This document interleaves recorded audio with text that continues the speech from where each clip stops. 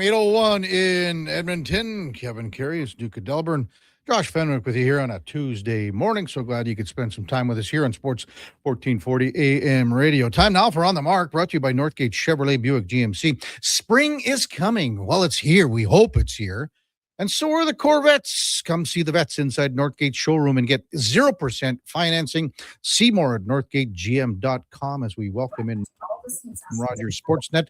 Good morning, Spec. What's going on, buddy? It was a decent game last night to watch, and saw you there. Who were you yakking it up with there in the first period intermission? Normally you're accessible, but you weren't. You seem to be deep in conversation. I was talking with my buddy Leaf Scout, okay, Jason, and when you start talking to a Leaf Scout about the Leafs, you better have some time right now. They got a few things going on there. I don't know if you noticed. Sorry, what was his name? What was his name? Jason's his first name. Okay, sorry. Yeah, okay. That's what I thought you said. So anyway, I mean, yeah, you've got to be right about that. They've got lots to unpack there, don't they? Oh boy, they got lots to unpack there. Yeah. And everyone's, when it's just like anybody in any company. If your CEO gets fired and you're still working at the company, everybody's wondering what's the next move, what's going to happen, who's the next CEO going to be, is he going to downsize, what's happening here, right?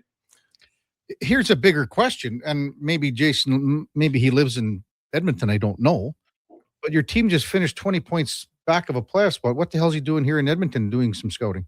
Well, the Leafs are still scouting. They still, there's free agents to be scouted at this time of year. You can't just quit. First of all, the Leafs budget is such that they're not going to. They have a scouting budget. It lasts 82 games. They're not going to cut it up at the end of the year and just stop scouting.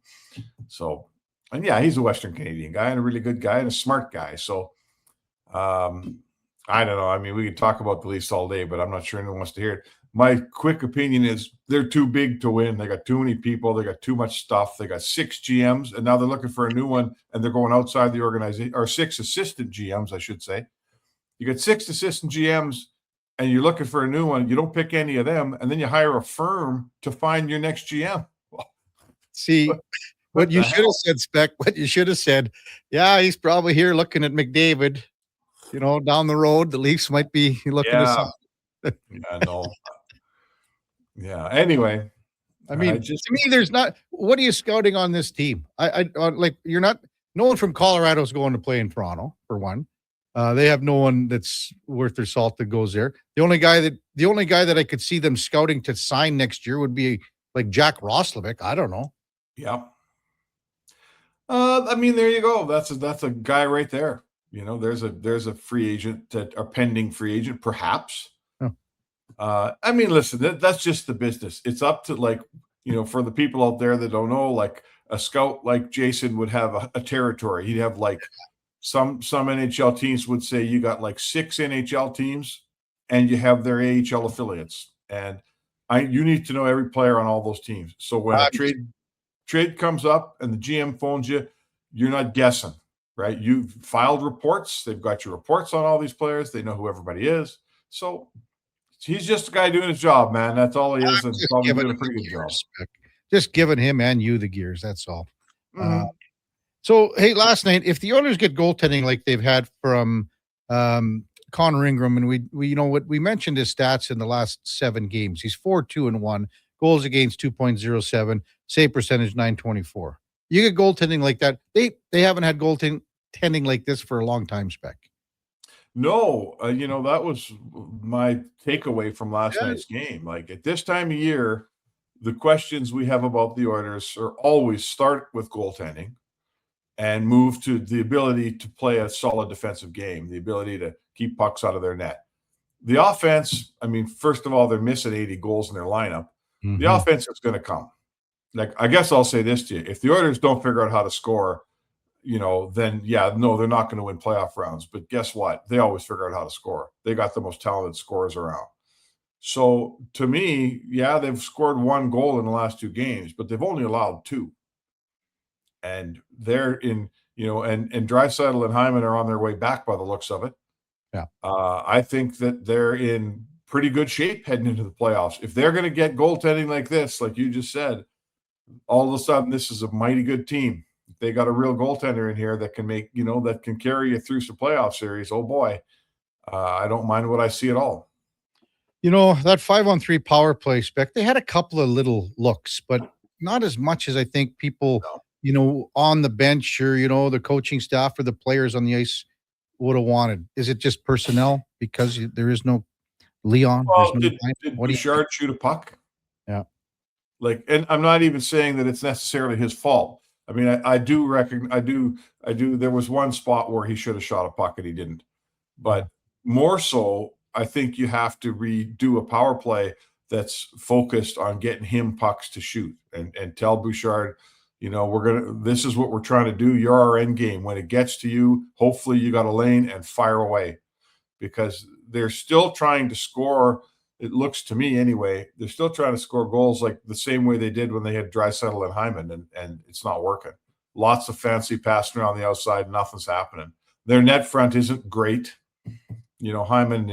Hyman somehow, even though everybody knows what he's trying to do, he's good enough at it that he can still get an open stick blade down for someone to rifle a hard pass off of, in the crease.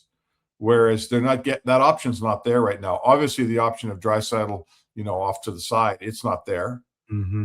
And to me, I've been saying it for a couple of weeks here. I don't know why we don't revert here to opening up that box and having Bouchard stepping into pucks from the top of the circle. I don't know. Maybe I'm just a dumb sports writer, but it seems like one of the very best weapons you have left, and they're not using it.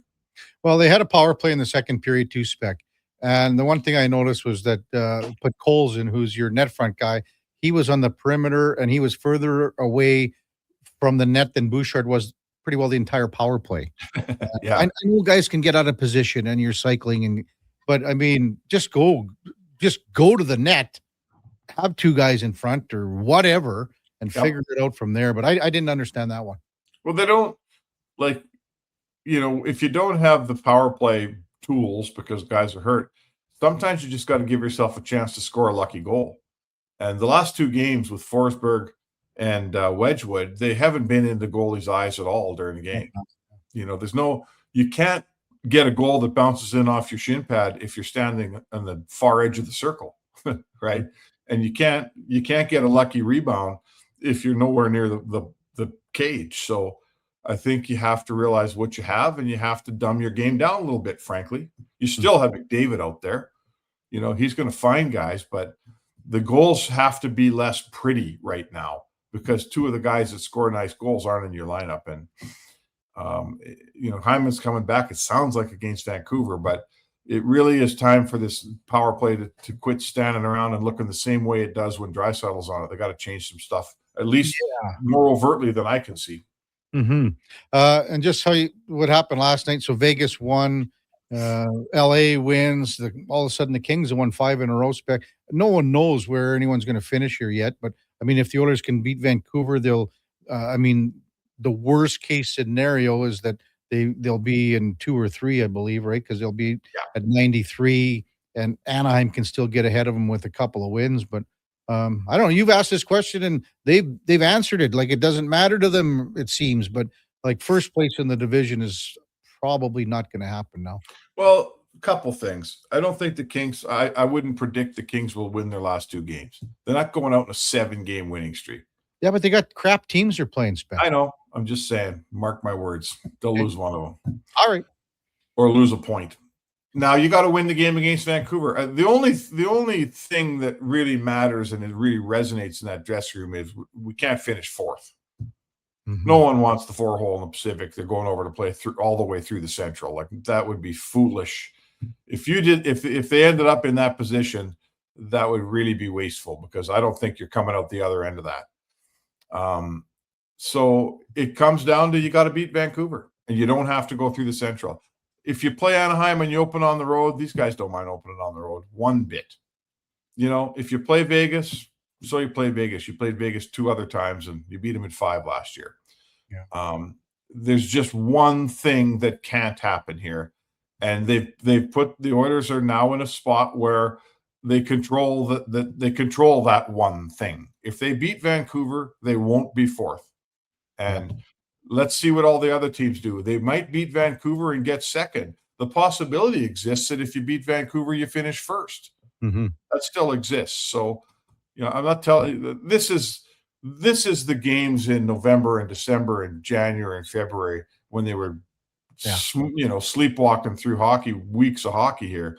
These are the points now that are coming back to get you. You got 82. The game 82 is very, very meaningful, and frankly, it shouldn't be. Mark Spector with us on Sports 1440. What'd you make of Ike Howard last night, Spec? That's okay. I mean, he got 10 minutes in and barely played in the third period. And listen, when you're a kid up from Bakersfield and you're a brand new rookie playing your first game in a long time, when it's a 1-1 game in a really important situation, you're on the bench. That's just how it works. Mm-hmm. So, he didn't play much in the third, but I didn't mind him. He didn't. Like, I think what he's doing is a little bit of what Samaski has done is he's making sure that the coach can trust him a little bit. I thought that he played I'm not telling you he was Guy Carbonneau out there, but he was minding his defensive game. And that's how you get ice time in this league. I'll tell you what, it's a 1-1 game. If he's culpable on the 2-1 goal and they lose, how's that going to work for his ice time down the road? Well, and it's that word you say, trust, and you're going to continue to build that. And basically, Howard is almost like where Matt Savoy was, Spec. So if you look at where and what Savoy's done and what Howard failed to do, not a lot last night, but there's a big difference. And if you look at the little one-on-one puck battles and sealing off against the boards and making sure your opponent doesn't get by you or whatever the case may be in that one-on-one battle, he's still learning that. And that's the difference between him and Savoy. Savoy's well on his way to being a responsible, trustworthy player in all of those situations. So, I mean, Ike Howard's still learning that part of the game. Well, he's a year behind him, for one. Matt Savoy played a full season in Bakersfield. Mm-hmm. This is the first year pro for Howard, and he's played 45 games in Bakersfield. Matt Savoy's also played, most of 82 games in the NHL now. Yeah.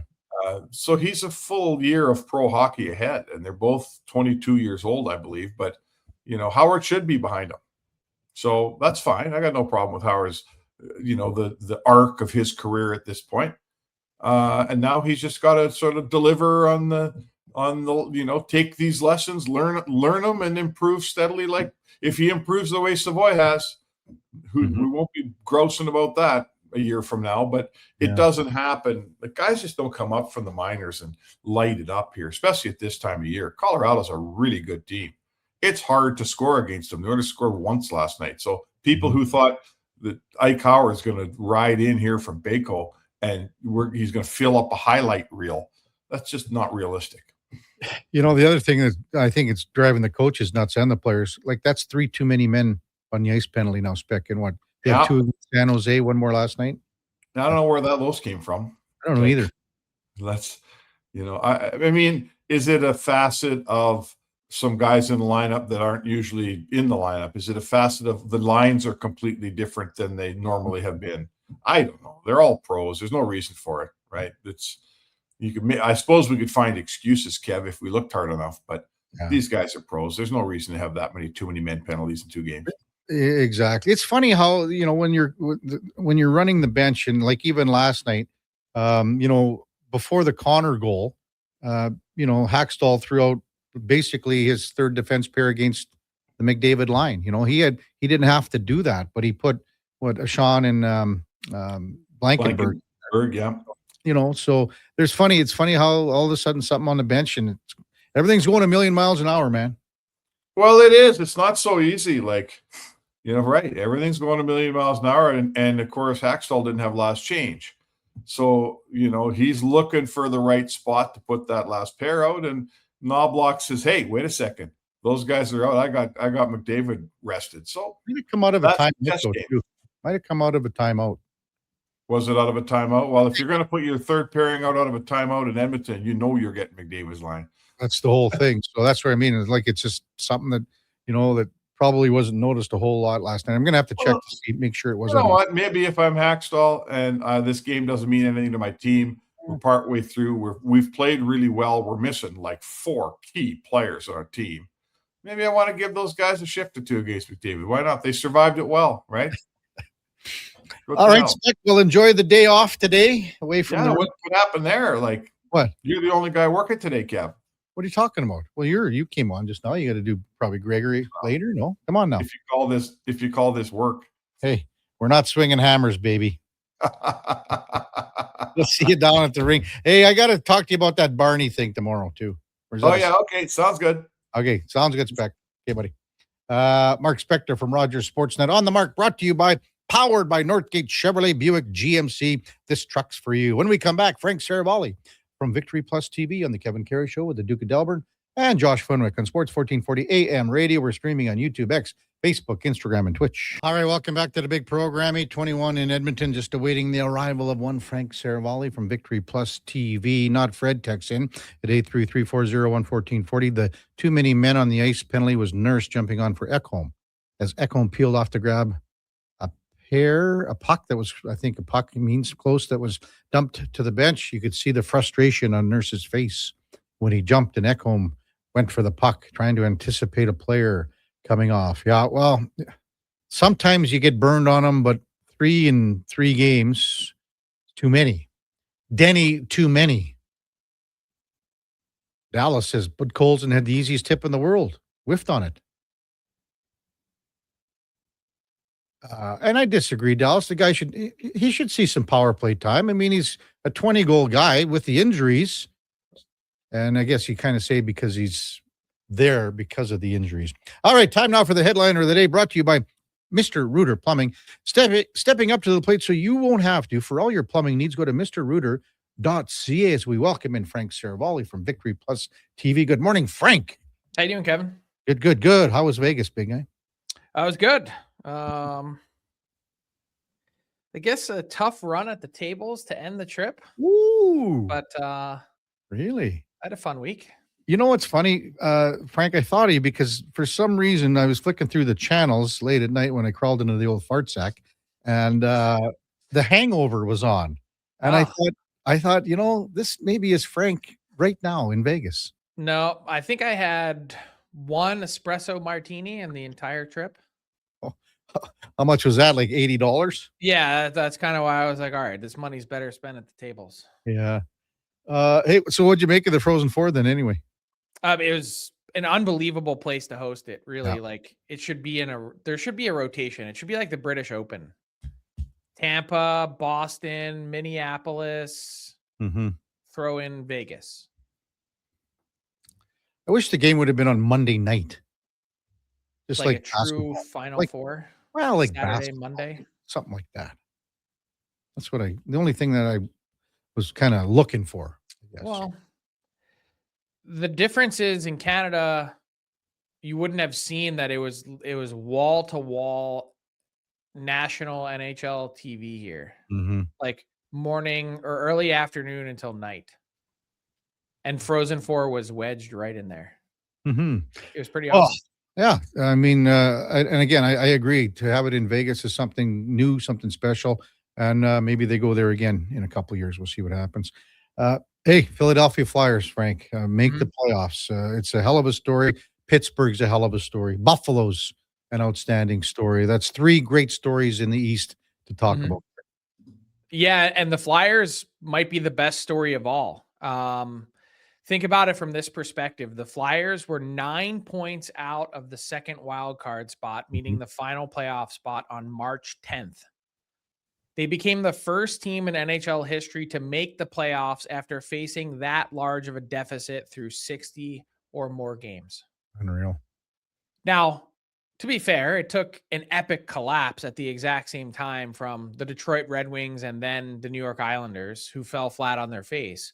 But the Flyers did earn their way in being one of the best teams in hockey post-Olympic break. And they certainly had a belief. They got great goaltending from Dan Vladar, and they got a real shot in the arm from not just Porter Martone joining the team, but Tyson Forrester is a dog. He's a 40-goal pace guy this season. and he's been exceptional to watch. It was fitting that he was the guy that got the shootout winner. Could they have done this without Vladar and the way he's played? No. Arguably the best free agent signing of last summer. Yeah. We saw him play here. I mean, he played well for Calgary, but nothing like what we've seen this year. It's not even close. But the truth is he never really got an opportunity to be the guy. Yeah. And that's the thing. When you look back, there was always someone that was right in front of him that was considered the guy. And then they turn it over to Dustin Wolf, understandably enough. And there goes Dan Vladar out the door at age 27, sort of a prime age to be an NHL starter. Mm-hmm. And there he is lighting it up for the Flyers. Frank Seravalli with us on Sports 1440. So still with goaltenders then, who do you think starts in game 1 against the Flyers for the Pittsburgh Penguins? It's a good question. I'm probably going to lean on Stu Skinner for his playoff experience. Mm-hmm. Does that make sense? Yeah. I mean, we kind of talked about that off the top of the show. And I mean, he's gone to 2 straight Cup finals. I think Shelov's is playing a tad bit better than Stu right now. I view it as a coin flip, and I go with the guy who's been to 2 straight Stanley Cup finals. Mm-hmm. How do you see this? I mean, everyone's talking about this series because it's Pennsylvania and there's been some great, rivalries and series and things like that. How do you see this one playing out, Frank?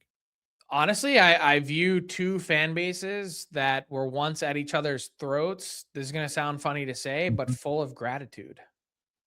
Neither one is really expecting this. There's going to be an incredible environment and crowd pop when that series opens in Pittsburgh for them to get one probably last glance at Sidney Crosby, Evgeny Malkin, and Chris Letang in the playoffs. Yeah. And then in the other side of the state, they haven't hosted a Stanley Cup playoff game in South Philadelphia since 2018. They made it in the COVID year, but that doesn't count. And it's been a long time coming. This has been a dormant, very much like Buffalo, proud hockey market.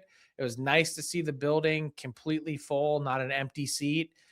That was every night for as long as I can remember. And it was almost jarring in a way to see the Flyers on ice celebration and the players so excited to make the playoffs. For the longest time ever, my entire childhood, it wasn't even a thought. No. Making the playoffs wasn't even a goal. It was just a thing. It was what happened. And now it's totally changed. And it probably makes you enjoy it a bit more. So we know Carolina is going to play either Boston or Ottawa. We know Buffalo is going to play either Boston or Ottawa. Everyone seems to be jumping on Ottawa's bandwagon here in the last week, 2 weeks, whatever it is. Frank, I believe that you said they wouldn't make the playoffs, especially after some more outside noise with Ullmark and Kachucks and all that stuff. Do you think Ottawa has what it takes to win a first round, depending on who they play, or does it matter who they play? I think it matters who they play. I mean, I don't see Ottawa, to be honest, unseating either division winner. But that's just me. Mm-hmm. And to be fair, if you rewind the tape back to February 22nd, after the playoff or after the Olympics ended, I said on that day that if there's one team in the East that could make a run to get in that was outside the picture, it was the Sens, because they had such poor results because of their goaltending. Yeah. And yeah, I do think that this has been a topsy-turvy season in a million ways. They have some really talented forwards that can play a heavy game, but I think they're going to need a lot more from their defense, and they're going to need to be truly healthy. And I'm not convinced that's the case. Panthers and Jets, Frank, this is the first time since 2014-15 where the President's Trophy winner and Stanley Cup champion both missed the playoffs. It was the Kings and Bruins back in the day. Is it equally a disappointment from either team, one more so than the other in your mind? I would say it's more of a disappointment for the Jets. Okay. What's the excuse? I mean, the Panthers, at least before the season even started, they lost their captain and arguably best player. What's the excuse for the Jets? I don't know. I mean, Connor Hellebuck, the Hart Trophy winner, he went down for a short stretch, but their season imploded really kind of before that even happened. Yeah. And I'm really curious to see where the Jets go from here because there's never any noise about change, right? Mm-hmm. Will they keep Scott Arniel? Kevin Cheveldayoff appears to be the most conservative, play it straight, no noise, no fuss. We're, to quote Mike Babcock, steady on the rudder. They don't seem to really change a whole lot. Mm-hmm. They haven't changed their roster. Their core is not only there but locked in. And is this one season a blip on the radar? And to be fair, I'll ask this about the Panthers, and I know that this is a very unpopular take. When you go to 3 Stanley Cup finals in a row and you win the last 2 and you sit out this year the way the Panthers have, and I know injuries played such a huge role in it. It's not just snap your fingers and get back to being a Stanley Cup contender. I really don't believe that to be true. Mm-hmm. Ask the Tampa Bay Lightning how hard it is. Yeah, no, They I went to 3 agree. Cup finals in a row and they haven't won a series since. Yeah, I mean, Florida, nothing left in the tank. Zip, nothing. Here's a wacky question, Frank, for you regarding Winnipeg and Connor Hellebuck. Okay. He's locked in for another 4 more years here and an excellent price point too. Would he ever go to management and Kevin Cheveldayoff and say, you know what, maybe it's time that I got out of here? He's got next year, I believe, 2 more years of no movement, but he can request if he wanted. Would they ever consider it? Would he consider it? He's always said he likes it there, but is that something that he might be interested in? And I've never gotten an inkling that would be the case. That's that? Never? No, I mean, he's a guy that really enjoys it there. Mm-hmm. He's an outdoorsman. He's into very much like Dustin Byfuglien. He's into hunting and fishing. Mm-hmm. He can fill his boots there with some ice fishing.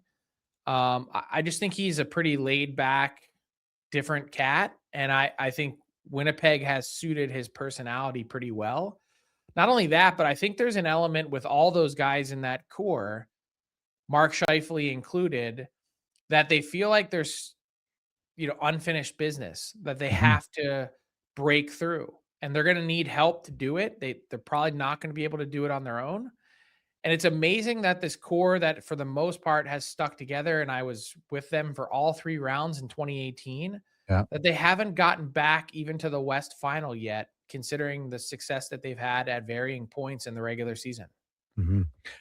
Hey, what do you make out West, in particular the Pacific Division, where everything's still up for grabs here, even including LA moving into the pack here? The only thing I think that changed last night with the Vegas win is that LA can't win the division. That's right. Which is crazy. The fact that Anaheim still can, and it took them till the same night as the Kings to clinch, is bananas. I mean, I think it probably ends up exactly as it is right now, and you've got Oilers Ducks. Mm-hmm. What about who has home ice? I don't know. Yeah, that's the other thing. I mean, the Kings can still get into wild card number 1 here. Yeah, and that could set up in some odd way Oilers Kings again. It could, or it could, it could be Kings Knights. It could be a lot of things. There's so many variables that come into play. Who do you think is the best matchup for the Oilers? For the Oilers, I think it is probably Anaheim, and then Anaheim/Utah, one of the 2 of them. Mm-hmm. And then for me, I mean, if the Kings get in there, and here's the thing, Frank, we haven't really discussed the Kings because, but a week ago, 10 days ago, it didn't look like it was going to happen. Now there's still a possibility. I'm fine with the Kings too. For me, it's Vegas. That's the team that I don't want to play in the first round. Right. In the Pacific. I agree. I think anyone but Vegas should be the mantra. Mm-hmm. I haven't really taken the Kings seriously, and I still don't take them seriously. If you were to power rank all 16 playoff teams now that the field is set, I mean, the Kings are assuredly the last of 16 of 16, 22 regulation wins. I mean, I know there's OT in the playoffs, but how do you take that team seriously from their goaltending to their lack of depth on out? Okay, if you got the Kings at 16, I'm betting Utah's at 15 or 14 and Anaheim's here. Where do you have the Oilers? I would have the Oilers in the top half. I would have the Oilers at like 7. Okay. And that just goes to what they've accomplished the last 2 years and providing that they get, Leon and Zach Hyman back here. And that's a power ranking. Yeah. But last week on Frankly Hockey, John Butchergross and I did our top 5 inner circle Stanley Cup contenders. Like, we believe 5 teams, and I don't allow it to go past 5 because then it just becomes an absolute weenie exercise, because you're picking almost half the field. But 5 teams with the most authentic chance to win. I still have the Oilers in that circle. I really do. They have, like you called them switch flippers.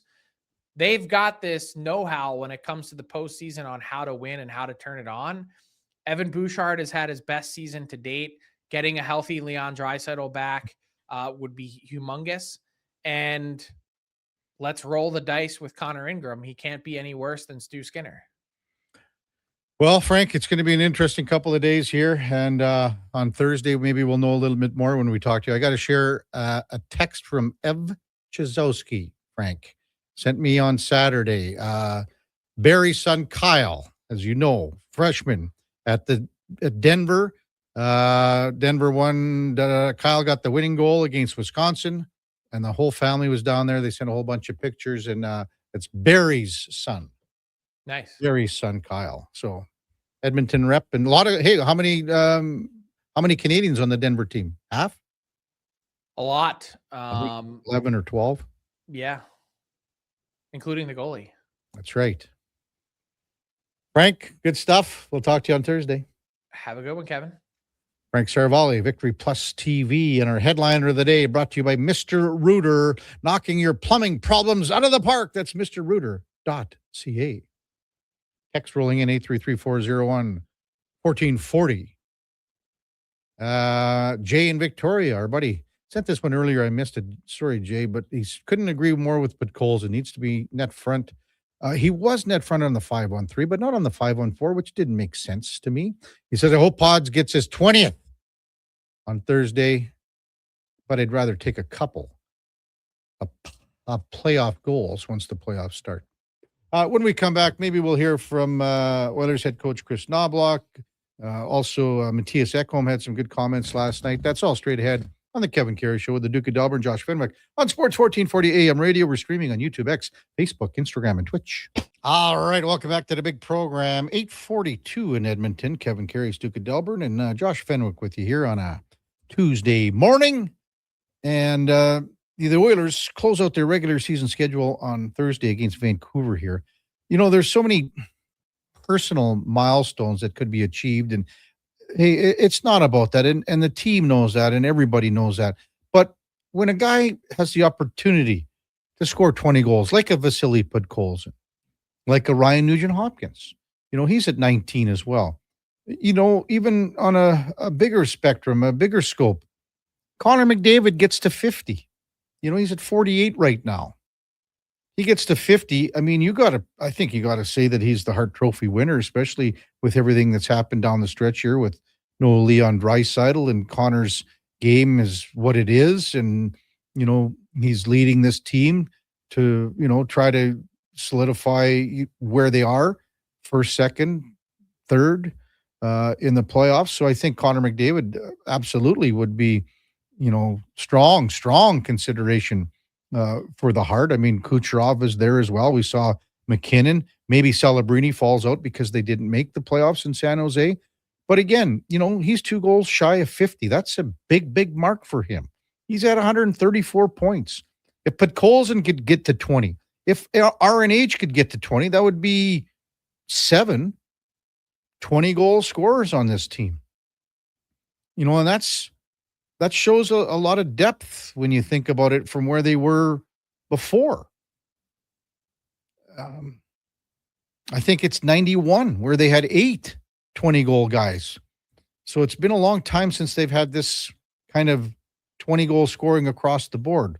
So I think, you couple that with where they are, and you desperately need the 2 points. So go out and get ahead of Vancouver and and put a couple, 2-3 on the board here quick on these guys. And you know how loose they're going to be playing. They have nothing to play for. They know where they are. They got the most bingo balls in the lottery. So you got to be able to push these guys out, make them lose interest, get them disinterested early, and then take it from there. And you know that Podkolzin is going to be on the power play later, and same thing with Nuge and trying to, to get that 20 goal mark. So anyway, Matthias Ekholm last night was one of the members of the Oilers team that was summoned by the media. And after the contest, Ekholm had these post-game comments. Game, just excluding the shootout goal, we were guys all one against. What do you think's been very on the defensive side? I think we're working hard. I think we're denying a lot of the grade A chances against, and obviously we would like to create a little bit more offense, obviously, and score some more goals. But it starts with good defense, and then we've had a stretch now where I've liked the way we've been playing on the defensive side of the puck. But again, we got to try to find the net as well. So they're a good team over there, and I thought we played them pretty well. Obviously, need to score more goals than them, and we didn't tonight. So, what do you see from the net for his last couple of starts? It's not getting much. I think he's just really coming into his own here. Obviously, coming in a situation where don't really know anyone, just coming in, trying to do his thing, and starting to get more comfortable. You can tell out there he's got more swagger. Really liking his game. Seems to be blocking a lot. I mean, pucks are hitting him, and I think he's been our best player here the last little bit. Anything you can tell us about his demeanor as a teammate? Like he was mad when he lost the shootout. Played great tonight. He kind of stays in his lane. Doesn't really talk much about the team sport. It's sort of pretty simple. Yeah.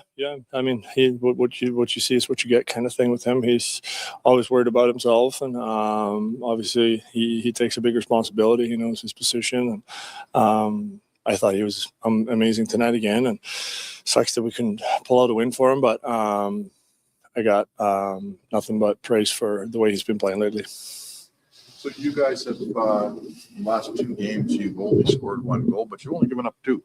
You're getting defensive play, you're getting goaltending. Would your feeling be that the offense, you can count on it coming back at some point, or?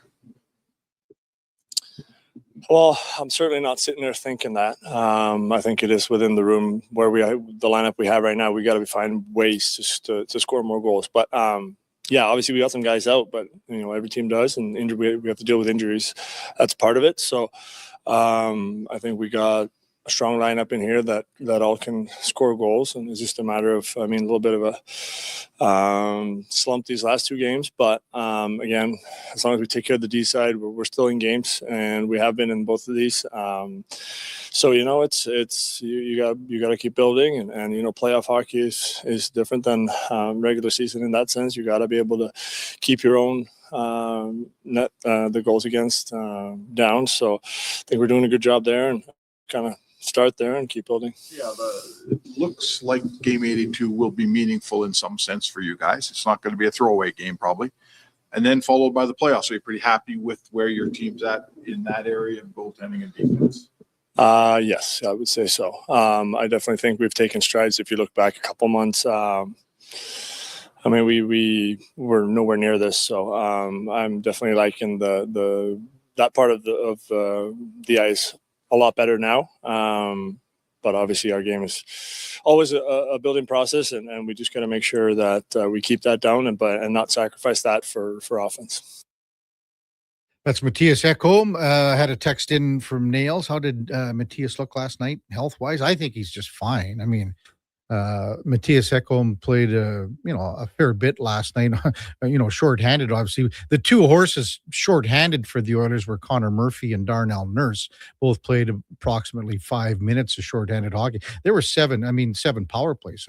Oilers were 0 for 4, and Colorado was Oilers were 0 for 3. Colorado went 0 for 4 on the power play. So out of the 7, it was perfect PKs all around. But Evan Bouchard played over 3 minutes shorthanded. Matthias Ekholm was about 3 minutes shorthanded. So Matthias played 22-21 last night. Bouchard played a whack, with overtime. That adds up a little bit too, where he played 30 minutes and 31 seconds. So, I mean, Connor McDavid played a whole whack of hockey last night too, played damn near 28 minutes. So those were the minute leaders as well. But, on the other side of the coin, everyone talks about, well, the Oilers are top heavy minutes wise. Well, what do you think Colorado did last night? I mean, Devin Taves played the same amount as Bouchard, actually more, 31-31. Marty Necas was more than Connor McDavid at 29 minutes, and what was McKinnon at? 28 minutes. So, you play your stars and you play them hard. And this is a team that has nothing to go for. I mean, nothing. And they're still running those guys out. So, text 833-401-1440. Nail says, yeah, perfect. He's getting older, but he's a pretty tough Viking. Oh, he's tough, all right. He's tough, all right. IMAX says, which candidate is more important to his team? No brainer. Or should I say brain cramp as they will overlook him? I think you're talking about Connor with the MVP. I mean, it's a hell of a race here, IMAC. I mean, you can talk about Connor McDavid and what he's done here, and he's had a fabulous season. So has Nikita Kucherov, and especially in the last little while. I mean, Kucherov, if you think about his points, and how many times did we talk about Macklin Celebrini and how he's double the points as Will Smith or Tyler Toffoli in San Jose. Well, Nikita Kucherov is in a similar position with Tampa Bay this year. He's got 130 points right now. Jake Gensel's at 88. 42 difference. I mean, that's a hell of a lot. I mean, Connor McDavid is the same because Leon Draisaitl's been out. So the numbers are all similar between those, with Celebrini and everything like that. But, I mean, Kucherov has had a fabulous year. McDavid has had a fabulous year. I mean, Celebrini might be left off the ballot only because they didn't make the playoffs, and he's a West Coast guy. That's going to be a hell of a vote. Just an absolutely hell of a vote, as is the Norris. The Norris is going to be a good vote, too. So, 833-401-1440. Northside Lou says, what's really stood out for me with Ekholm this year is his failure to hit the net at key times.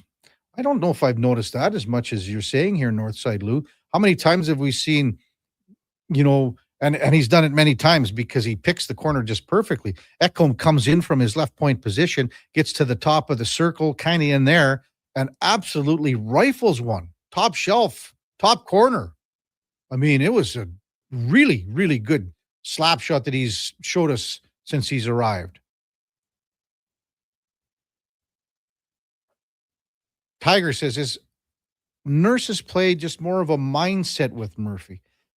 Well, I mean, think about back, when Darnell Nurse was with certain defense pairings.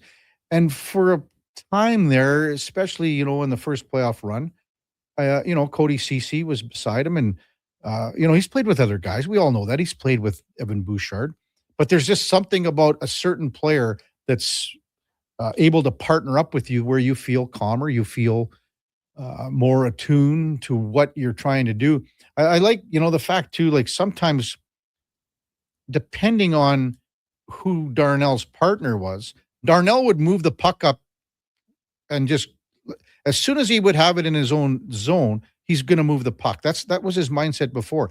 I think if you've got a veteran guy like Murphy and they played like roughly the same amount of games, I think, they're the same age. Everything is, as I said, there's a perfect connection there. Sometimes you go, I'm going to defer to my D partner, and we might do a little D to D as well. So it's given, I think, Darnell Nurse on breakouts that option of deferring to Murphy, going, I have total trust because he's a veteran, and I want to keep him. I want to be involved. Like, who doesn't want to get a pass? Like from if you're a D partner and going D to D, if all of a sudden you go up ice and you're an afterthought from what your defense partner is looking at to develop a play, well, you're kind of going, hey, buddy, I'm over here too, man.